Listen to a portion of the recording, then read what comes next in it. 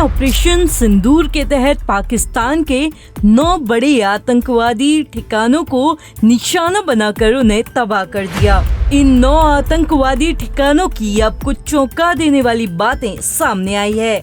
आतंकी ठिकानों के ये राज रोंगटे खड़े कर देने वाले हैं।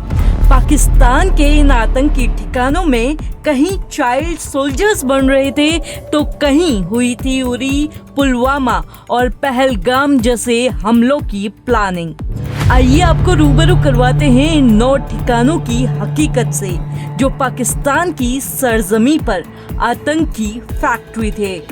बहावलपुर, ये इलाका जैश ए मोहम्मद से जुड़ा हुआ है और आपको ये जानकर हैरानी होगी कि पुलवामा, उरी और पहलगाम जैसे हमलों से भी बहावलपुर का संबंध था। इसे आतंकी मसूद अजहर का घर माना जाता है। मुरीद के यहाँ लश्कर-ए-तैयबा का कोर ट्रेनिंग सेंटर है जिसे हाफिज सईद का मुख्यालय माना जाता है। मुरीद के 26/11 और कारगिल हमलों से भी जुड़ा हुआ है और पहलगाम हमले की प्लानिंग भी यहीं पर हुई थी।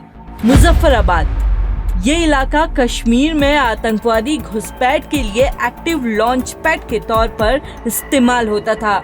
आप ये जानकर सन्न रह जाएंगे कि सैटेलाइट इमेज से ये पता चला है कि पहलगाम हमले से कुछ हफ्ते पहले इसी मुजफ्फराबाद में काफी हलचल थी।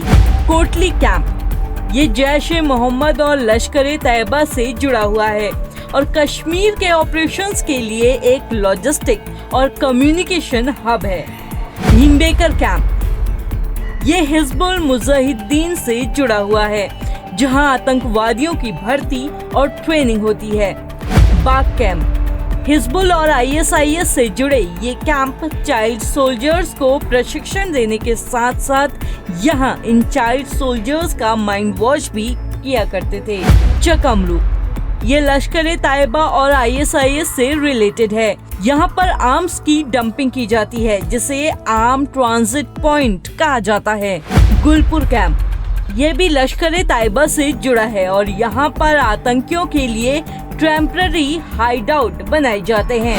तेरा कला, यहाँ आतंकवादियों को एडवांस IED और स्नाइपर ट्रेनिंग दी जाती है। भारत ने ऑपरेशन सिंदूर के तहत एयर स्ट्राइक कर इन्हीं जगहों को टारगेट किया है। हालांकि भारत बार बार ये भी कह रहा है कि ये कार्रवाई केंद्रित, नपीतुली और गैर बढ़ावा देने वाली है। सरकार ने ये भी साफ किया है कि भारतीय सेना ने किसी भी पाकिस्तानी सैन्य प्रतिष्ठान को निशाना नहीं बनाया है।